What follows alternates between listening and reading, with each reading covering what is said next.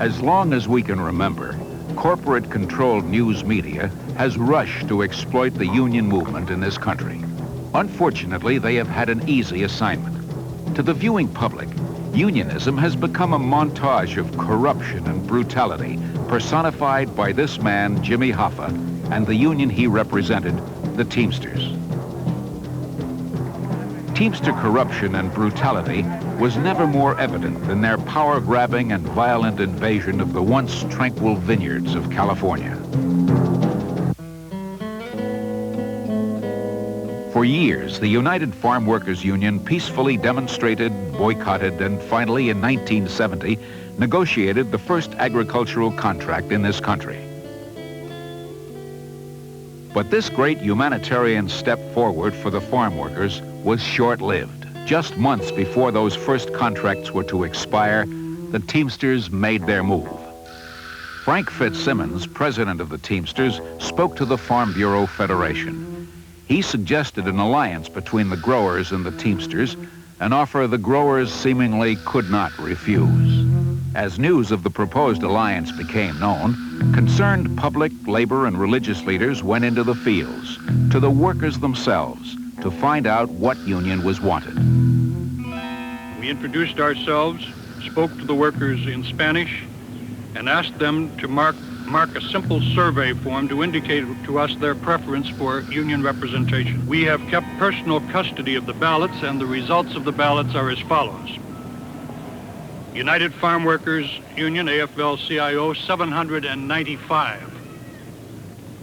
Teamsters, 80.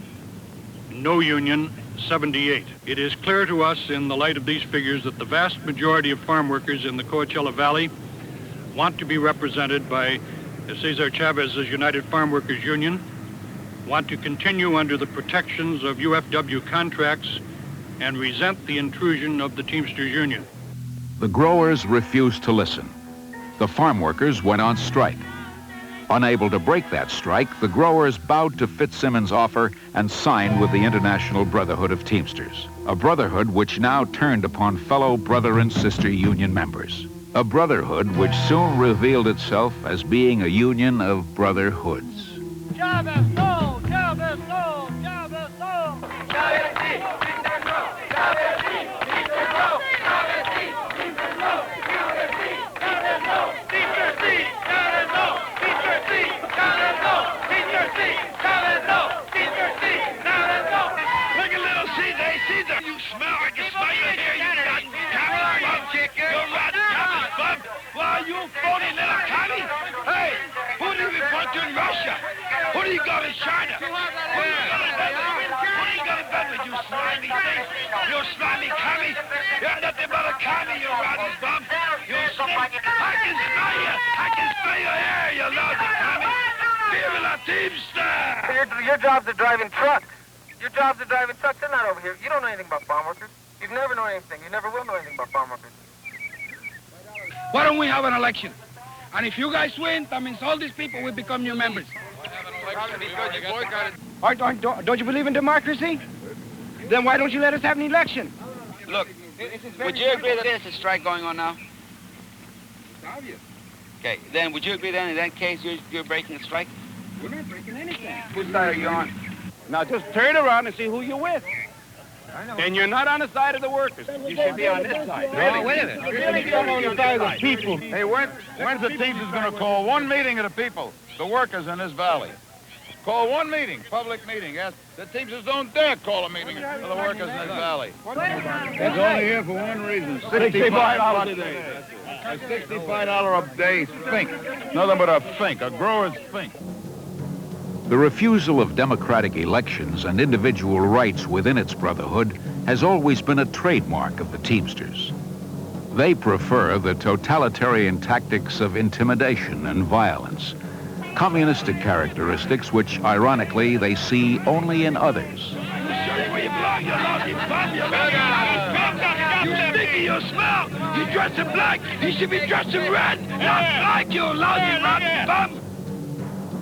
No one was safe.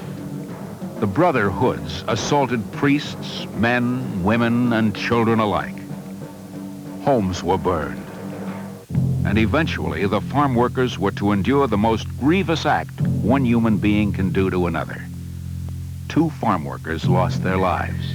And from the fields occupied by the Teamsters, 44 people were shot at, 12 of whom were seriously wounded. This is only a small part of Teamster activity, which has been documented and portrayed to the public.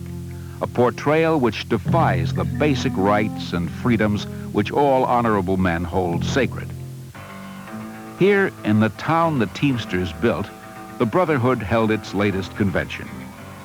And the disregard for basic human rights by corrupt leadership was confronted by a daring handful of dissenters momentarily tolerated. Dissenters who resented the misuse of pension funds. Funds freely loaned to dubious benefactors and the construction of major hotels in Las Vegas. And dissension over an issue which most of us take for granted, the issue of freedom without fear. The rank and file members don't have much to say about the union right now. Well, that's true, and I believe that it's not hard to understand why members are afraid, in many cases, to get involved and unwilling to get involved in a union where they don't make the decisions democratically. And I think that if we can change the structure so that membership can feel that they can participate in the union without fear. But fear prevails, and before this convention adjourns, these hand-picked Teamster officials will adopt a loyalty oath, which their leaders can use to silence dissension forever. Leaders like the late Jimmy Hoffa. The organization I have left behind, which I hope to return to. My health is good. I have nothing further to say, gentlemen. Who do you say is in this? Blame any one man for this. Whoa, boy. With a little help from his friends, Jimmy Hoffa's health didn't hold up. After his release from prison and during an attempt to regain control of the organization he left behind, Jimmy Hoffa disappeared and was presumed murdered by the very corruption and violence he symbolized. But the ghost of Jimmy Hoffa lives on. Roy Williams was elected Teamster president while under federal indictment of allegedly bribing a U.S. senator. Ken Paff said earlier today or yesterday about millionaires in the union right now are the ones that are holding power in the office. That's, again, one of the changes that we've submitted to the International Constitution. We've asked for ceilings on our officers' salaries and an end to the multiple positions that they hold. Roy Williams, for example, holds 7 positions in our union. He made $174,000 in 1979. Mr. Williams is charged with attempting to bribe a United States senator. Do you think that affects his qualifications as the president of the Teamsters? Certainly not. He's a highly qualified man, or he wouldn't be a nominee tonight. That's true. Roy Williams seems very qualified to follow in the footsteps of second Teamster president Dave Beck. Indicted, found guilty, imprisoned. Third Teamster president Hoffa, indicted, found guilty, imprisoned. Fourth Teamster president Fitzsimmons escaped indictment, but was under federal investigation at the time of his death. But for all its notoriety, all of its exposure to the press, the Teamsters represent less than 10% of organized labor. So there are other unions, other leaders. This is the labor movement the public seldom see. No corruption, no violence, nothing to exploit. And when the final debate is over, the votes counted, the last gavel brought down, this convention can be proud and secure in the knowledge that it has provided not only sustenance for the present generation of machinists, but a viable future for posterity. The issues and the decisions are now in your hands. Indeed, the future truly is now in your hands. Thank you very, very much.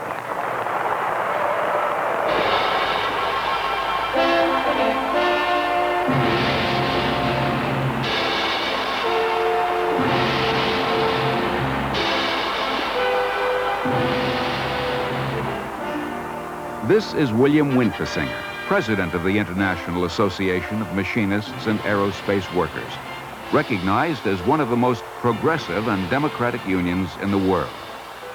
This recognition is based upon the fact that they do hold the future of their union in their own hands.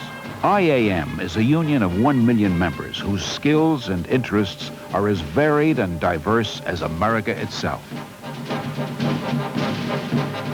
But this diversity comes together as members review and propose their own resolutions in regards to legislative and political goals, finances, organizing, collective bargaining, training, pension, medical, and dental plans.